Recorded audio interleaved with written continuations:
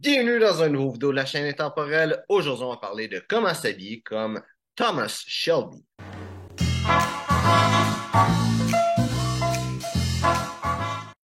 Donc, Thomas Shelby, le personnage principal de la série Peaky Blinders, un des personnages avec le style le plus admiré. Thomas Shelby a un style vraiment très classique des années 20 et un style un petit peu d'une personne, ben, surtout dans les débuts, d'une personne pauvre des années 80. Et qu'est-ce qui est de nos jours un style qu'on s'imagine plus pour une personne riche en réalité, mais c'est l'époque, c'est comme ça que le monde s'habillait, avec un costume 3 pièces, une chemise blanche, et une casquette Newsboys, une casquette irlandaise, donc, et avec des bottes, bien sûr. Donc, si tu veux t'habiller comme lui, si tu veux te déguiser comme lui, c'est une chose. Si tu veux vraiment t'habiller comme Thomas Shelby dans Peaky Blinders, pour la chemise, tu vas avoir beaucoup de difficultés. Par le type de col qu'il y a, c'est vraiment très dur à trouver. Mais où est-ce que tu vas pouvoir faire ta recherche? Tu peux chercher, ça s'appelle un club collar, le type de col qui est rond ici,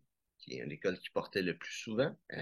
Avant, c'était un col détachable à cette époque-là, mais de nos jours, je te recommanderais pas de trouver des cols détachables. C'est encore plus dur à trouver. Mais si tu veux, c'est un col comme ça, tu peux chercher. Je sais que Hooker qui font des vêtements sur mesure, ont cette option-là de col, un col club. Et sinon, ça va être de vraiment chercher.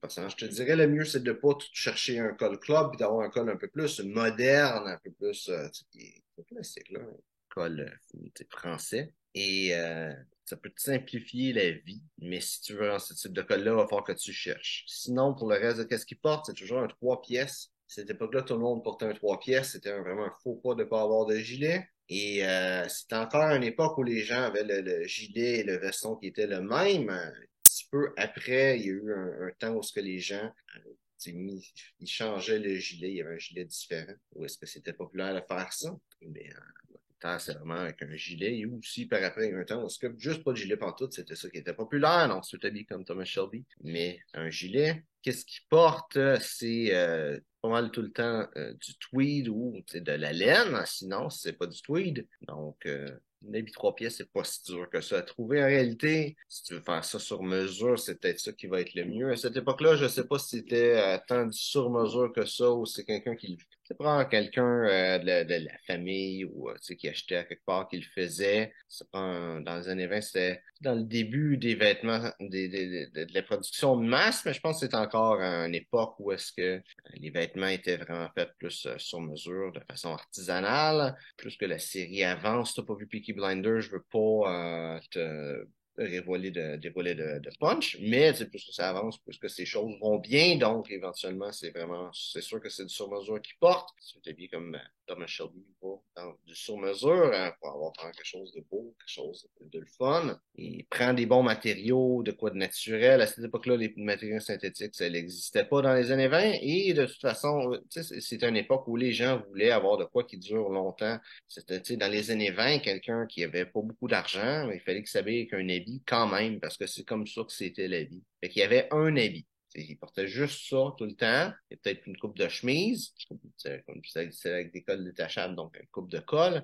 Mais il y avait un habit. Si chanceux, il y en avait peut-être deux parce que il fallait que ça dure. Fait que c'était des matériaux plus rough, plus durs. De nos jours, c'est dur de trouver de ce genre de matériel-là qui est plus épais. C'est avec le fait qu'on a un chauffage central, que c'est plus un poêle à bois quelque part dans la cuisine qui chauffe la maison en entier. Ça fait, les choses ont changé, on n'a plus besoin d'avoir un tissu épais pour les vêtements. Et le fait qu'on est plus riche aussi en général, en tout cas dans le monde occidental, fait qu'on peut s'acheter une coupe d'habits, puis c'est pas de problème. S'il y en a un qui est plus bon, ben on achète un autre. C'est pas comme à une époque où est-ce que quand il y avait un trou dedans, il fallait le rapiécer parce que ça coûtait trop cher en acheter un neuf. Donc, les tissus sont plus fins. Sur du tweed, c'est un tissu qui va toujours être bon, mais de nos jours, les tissus, ça va tout le temps chercher un matériel plus fin. Si on regarde les tissus, Super 120, Super 130, Super 150, tu essaies tout le temps d'avoir un chiffre plus élevé, c'est avec la fibre qui va être de plus en plus petite. Donc, ça, c'est pas nécessairement un matériel qui va être d'une bonne durabilité, plus que le chiffre est grand, dans le fond, dans du super, plus que le matériel va être fragile. Donc, si tu es capable d'avoir quelque chose qui est même pas du super, en réalité, ce serait mieux quelque chose qui serait du fin 80, par exemple. Ça pourrait être un bon matériel qui va être beaucoup plus durable et qui fait quand même un bon habit, c'est sûr. Le matériel qui va me tenir, c'est le tweed, c'est sûr. Et dans toute la série, il y a tout le temps eu au moins un personnage dans chaque scène, sauf les rares fois qu'il y avait une personne puis que c'est pas ça qu'il portait, mais il y a tout le temps eu pendant quelqu'un qui portait du tweed dedans. Pour ce qui est des souliers qu'il y avait dans les pieds, c'est sûr que comme costume, je sais pas, mais dans la vraie vie, ça aurait été des souliers en cuir avec un cousu Goodyear. Je verrais pas d'autre solution que ça. C'était dans une époque où est-ce que il n'y a pas un bon nettoyage des rues comme ici, où est-ce qu'il n'y a pas une belle irrigation, tu avais des trous de boîtes, des trous pleins remplis des flaques d'eau un peu partout, même des fois d'huile, puis tu allais marcher là-dedans, ça prend une semelle qui va être isolée. Et à l'époque, ben, les semelles collées, ça n'existait pas non plus. C'était une époque où les choses, fallait que ça dure. Donc, un cousu Blake, ça serait pas... ça se passe en Angleterre aussi, un cousu Blake, c'est dans des places comme l'Italie, parce que ça a eu sa popularité. Et en Angleterre, c'est surtout un cousu Goodyear qui était populaire. Le style anglais, c'est vraiment ça. Donc, si tu veux t'habiller comme Thomas Shelby, trouve des bottes avec un cousu Goodyear. Je penserais à Meermin, qui est une compagnie qui a quand même un bon prix avec un cousu Goodyear.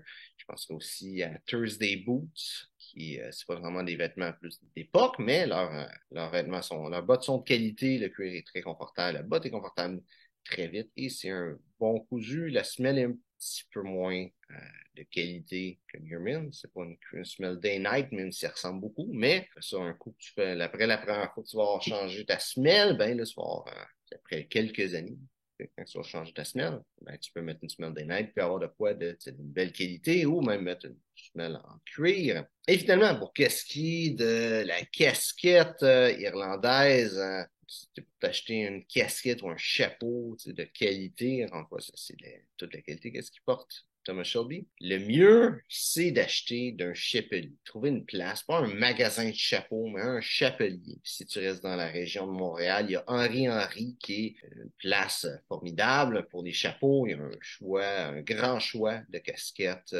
irlandaises. Une casquette irlandaise est pas tant pour le style, une casquette Newsboys. C'est pas parce que ça vient d'Irlande. J'imagine qu'à quelque part en Irlande, c'était populaire. C'est pour ça que ça s'appelle de même, que c'est un des noms qui est donné. Mais va dans un chapelier, trouve une casquette qui va être de qualité. Il va peut-être falloir que tu payes 100, 150, 200 dollars pour, mais tu vas avoir de quoi de qualité qui va durer des années, voire même le reste de ta vie si tu en prends soin. Donc, j'espère que tu as aimé la vidéo. Si c'est le cas, like, partage. Si tu as des questions sur le style classique masculin, mets ça dans les commentaires. Ça me fait un plaisir d'y répondre. Donc, merci d'avoir regardé la vidéo et on se voit une prochaine fois.